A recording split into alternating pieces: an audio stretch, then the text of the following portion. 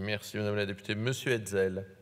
Merci beaucoup, Monsieur le Président. Madame la Ministre, de petits épargnants ont placé leurs économies dans l'achat de places en EHPAD en signant un bail commercial généralement pour une durée de 9 ou 10 ans au-dessus du prix du marché immobilier.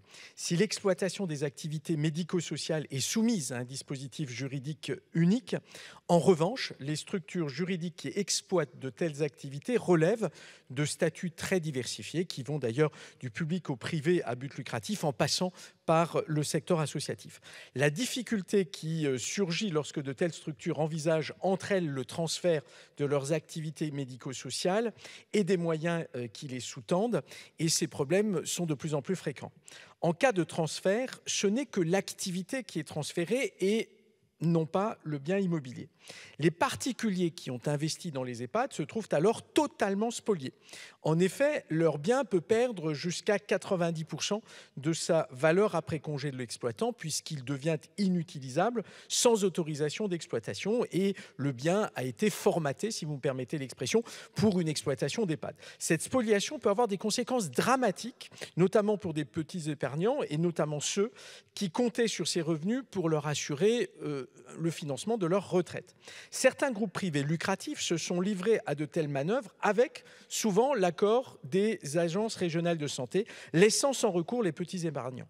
Lors de l'examen du projet de loi de finances de la sécurité sociale pour 2023, un amendement avait été adopté en commission permettant aux autorités compétentes de bloquer un transfert d'activité en cas de préjudice apporté aux petits épargnants. En séance, il a été rejeté au motif que le Code de la consommation prévoit justement une obligation d'information sur les risques liés aux investissements locatifs. L'évolution des lois fiscales n'empêche pas les abus en cours.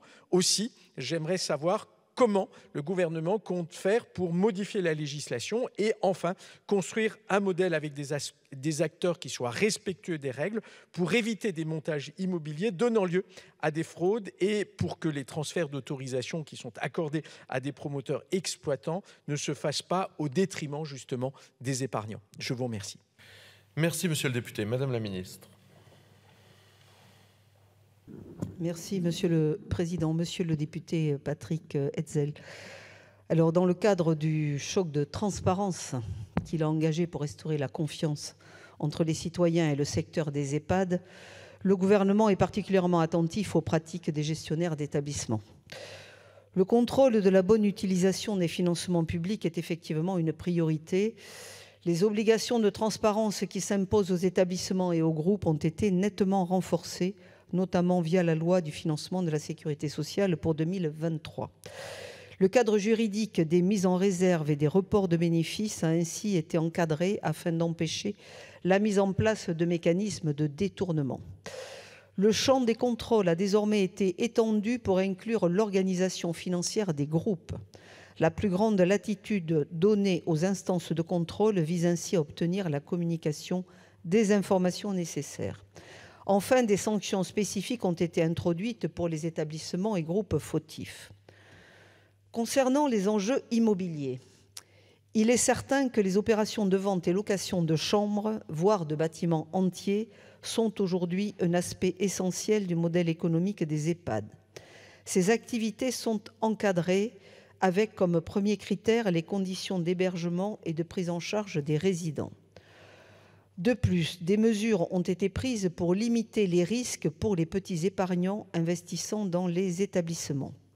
La loi de finances pour 2023 n'a pas prolongé le dispositif Censi-Bouvard permettant aux investisseurs dans les chambres d'EHPAD de bénéficier d'une réduction d'impôt. En effet, ce dispositif pouvait laisser espérer aux potentiels investisseurs des rendements bien supérieurs à ceux en réalité observés.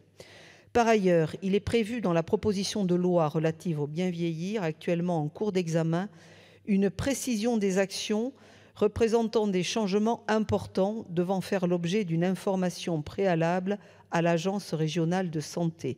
Les déménagements imprévus intégreront cette catégorie. Pour autant, le rôle des ARS réside principalement dans la réglementation et le contrôle de la qualité de la prise en charge des résidents. Ainsi, les mesures visant à protéger les petits épargnants impliquent surtout d'autres autorités.